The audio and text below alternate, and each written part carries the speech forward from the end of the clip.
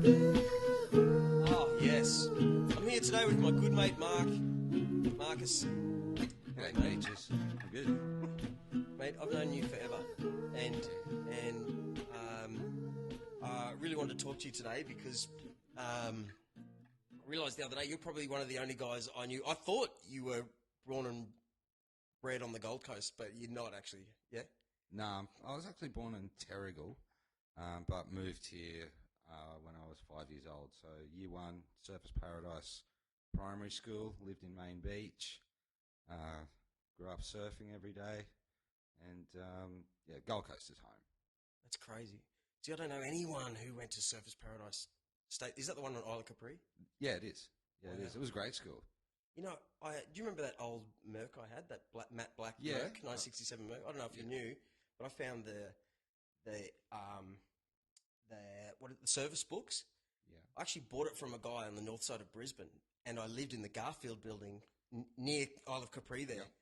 So I dragged this thing all the way back down to the Gold Coast, Surfers Paradise, found the service book that was hidden under a car mat, and bang, it was actually purchased in 1967 from the service station. Remember that old servo that they've knocked down just recently?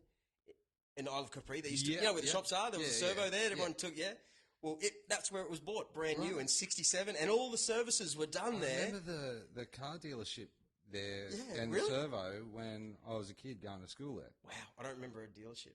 Interesting, man. Yeah, they used to. It was a servo, but they also sold cars out there as well, and they had cars inside the servo. Wow. So what was school like? Surface school was really interesting, actually. It was basically early 80s. I think it was 1981 we moved here. And the school at that stage was the first lot of all the Japanese immigrants were coming over in that 80s boom of all the Japanese people coming to Australia. And not just them, but it had the most amount of different raced kids out of the whole of the Gold Coast. And it had a really good English program for kids from overseas. So it was a really good experience to learn a lot about other cultures from a really early age. So I really enjoyed it. Did you find, I remember when I was especially at primary school, like kids would just come and go out of your life. Yeah. You don't remember them arriving or leaving. I don't remember going, oh no.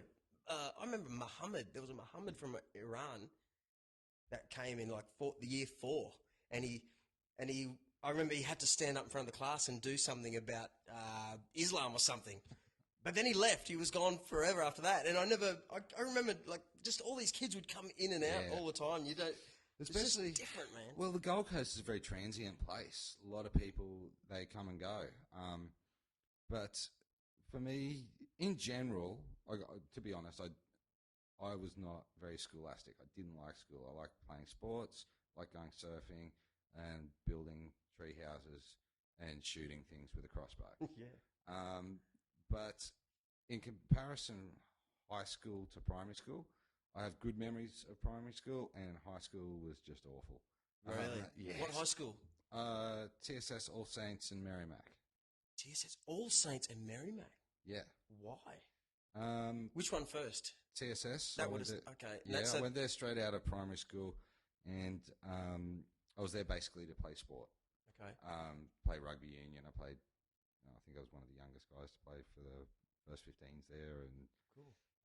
But that's like the number one, especially in the 80s. That's probably the oldest school here in the big school.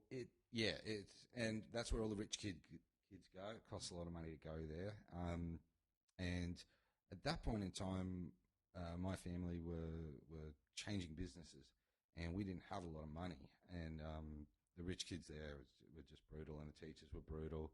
I got the cane like almost weekly. And so bad it was, I've still got the scars from it. Wow. Drew Where? blood. On my back. On your back? Yeah. Far out. I got the cane. Get a drink. I got a cane on the fingers, but I was lucky there was 4 of us in the class messing around in maths class in year 8, I think it was. Yeah. And all the other guys got it right in the end of the fingertips, which would have hurt. For some reason, you know, we rode BMX to school every day, and you get that callus on the just where your fingers start. I got it right there. I was like, oh, that didn't hurt at all. And all my mates are crying. Ah, No. where'd you get it? Far out. On the back. Yeah. I'll show you the scars. No way. That's crazy. Yeah. What with? Like a cane, piece of cane stick. Yeah. Isn't that crazy? Yeah, so I really And didn't then I like was it there. petrified of the high prep. It works for me. Yeah, no, it didn't work for me. Made me really dislike teachers. Wow. But Imagine how your mum felt. Imagine. they didn't know. Oh, right, yeah, of course. You didn't want to tell them. You know, but yeah, I got into a lot of fights there. So anyway, consequently, I had to leave. And I went to All Saints, which wasn't bad. Saints, Pretty where's good. that? That's at Merrimack. No? Yeah, back of Merrimack. Yeah, wow.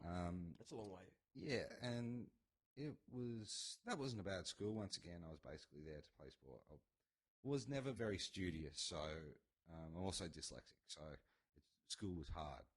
Right.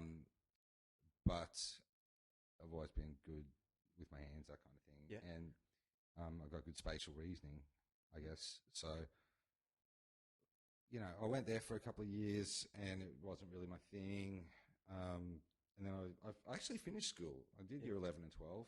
I have no idea why. I probably should have left and done an apprenticeship of some sort. Oh. But well, no, actually, you know what I want to ask you? Going back to TSS and All Saints, I read the Powderfinger book the other day, and Powderfinger. This is what I want to ask you. I was in a band at the same time that Powderfinger, original band, at the same time. They were kind of our peers, and we did a gig really early on together, and then we stayed this hopeless band, and they just got more and more girls to the show. They were doing all the big shows. We watched it all happen. We started exactly the same time together, and they were great, by the way. That dude the singer. I remember going, they've got something. There's just clear as day, you know. So I don't want to bag on them at all. But I read their book. They actually went to a really good school in Brisbane, you know. I found it interesting in the book that a lot of their mates and their mates' older brothers from school were sort of like their dad owned the pub over here, and someone was running a promotion because they were in the centre of this big city. Yeah. So I always find that with being an outside mate of yours, that you know, some of the guys that grew up in this town, and you would know guys that are around the promotion of this town. Yeah. You'd sort of see guys that you'd know, that's just Bazza. He was like the 5'8", the 5'8" in the team, and now he runs some company here. Yeah, I guess that's growing up really and staying in the same spot. And a lot of the guys that I did go to school with that you wouldn't expect doing really great things, and a lot of guys that you thought at school that you know they were the overachievers really haven't amounted to much really. Right. So it's a really odd place, the Gold Coast. It's yeah. Well, there's a lot of traps in the Gold Coast. So many traps. I remember. I feel like I'm in a really good thing at the moment. Yeah. I'm like somewhere in the last couple of years, I found good things lead to good things. Yeah. So if you do some negative things add to that negative thing, and all of a sudden you're living bad. You know. Yeah. I found that out the hard way.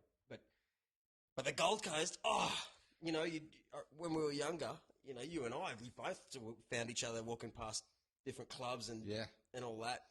But we're just surrounded, and people come to the coast. Your mates from out of town, they ring me up saying, "Dude, we're coming up for Indy." Oh yeah, and then that leads to like a couple of weeks of mayhem. So it takes a long time. Well, I was actually on Schoolies Week for I think 15 years. I can imagine it, but I just didn't stop. Well, it's a small, big town. So I love that. Yeah, especially if you know some guys that own a club. Yeah. You know, and I've had quite a few friends own nightclubs in Surfers, and a lot of them live music venues once again, and so much fun. Yeah. So much fun. It's I really miss it. There's nowhere in Surfers that has live music anymore. Nothing. mate. Remember the Chop House? Chop House was... That was probably the peak. Yeah. In my opinion, it was the peak of this. There was this place called the Chop House, and it was what fish? It was a restaurant. Yeah. But it was a bar. But it was some that sort of food. old. No, before it was the Chop House. It was this. Before it was the Chop House, when it was down at Tiki Village. Oh no! Well, that was still cool, but no, when the Chop House moved up to the Raptors beach Plaza. Yeah, and the place was decked out like an old pirate ship in a way. It was like this timber. It was some sort of seafood shop. Remember there was George's. It was like the captain's table. Captain's table. And there was a dude's chair that he'd always be. You remember that? Yeah. There was a little. That was cool. That was the greatest time. Because I thought most of the things on the Gold Coast are brand new. So to find a club that is inside what looks like a really old building, and even the floorboards sort of creaked and moved, like you felt like you're in a dank, cool old pub that we don't have anymore. I love the. Sometimes it'd shut on time. Sometimes we just keep on going. Oh yeah, jeez, it was good. Good music. Yeah, good music. With all. I've lost complete train of thought now. I've gone down that because I want to go back, man. That was. Again, I was talking to someone else about this. Is that okay? If you were to grow up on the coast, apart from that nightclub scene, that's how you could get into traps because there isn't a huge industry. I can't see. Name me another industry. Imagine if this is a bad example. If Coca-Cola was based here, so there was a big factory somewhere that had 1,000 staff, and you'd work your way up through that staff thing. So for the Gold Coast, apart from real estate, I can't think of anything else where there's a way to make a big bit of money. Tourism, yeah, but even that is it's tough. But that's our industry. That's the only thing we have for sale. Yeah, we don't produce anything else realistically. No, we do. There's loads of people doing loads of interesting things, but not in a big shed. Yeah, so to speak. But this was my. I was actually talking to someone. SeaWorld is probably the best thing I could relate it to, which is where I met your brother Lucas. Yeah, that was really cool. That same feeling. The job was a drag, but come on. But there were 400 people there, and you sort of had that feeling. No, if I pull my head in here, I can maybe be the manager here. I can climb this little thing. So, that's what I mean. If you went to a school in the middle of this city, and guaranteed your peers are really what keep you rolling along. So if you're finding some guys that now own a little restaurant in town. That's your shining light in your group. Like, wow, I can do that too. So, if your mates got nightclubs and stuff, you'll be on schoolies for 15 years. Exactly. But hey, at least you don't live in a small town. Like that sounds so depressing to me, mate. Away from the beach. Imagine that. Well, true. I couldn't handle that. Although I did actually go and spend a few years living in Port Macquarie. Which is midway between. It's exactly halfway between here and Sydney, and it feels like a small town. There's two sets of traffic lights, but strangely enough, I actually really loved it. Everyone knows your business, and I honestly don't care what people think. So I didn't care if people know my business, but it was great. Like every weekend, I pack up my 4-wheel drive and drive. You could drive on the beaches. Really? Drive down the beach, throw your tent up, surf if at the main beach, if I rocked up in the morning and there was 10 people in the water, I'd go, oh no, too crowded, I'm going somewhere else. Wow. And I'd surf by myself most of the time. What's the sand like there? Same as here. My wife asked me the other day, she said in Japan the beach smells like, and I went, that's because of the weed and the kelp. You've been to Manly, and Manly has that smell as well. There's a lot of kelp in the water. Port Macquarie's sandy bottom, like really sandy. It's only 500 k's from here, so it's not too much different. No, all sand. Yeah. There's a couple of reef breaks, but it's glorious there. And it's right off the highway now. Yeah. You used to kind of. Oh, I've never even saw it when you went through the. It never went. I know there's a big service station there that I would always stop at on the way to Sydney. Sure. There's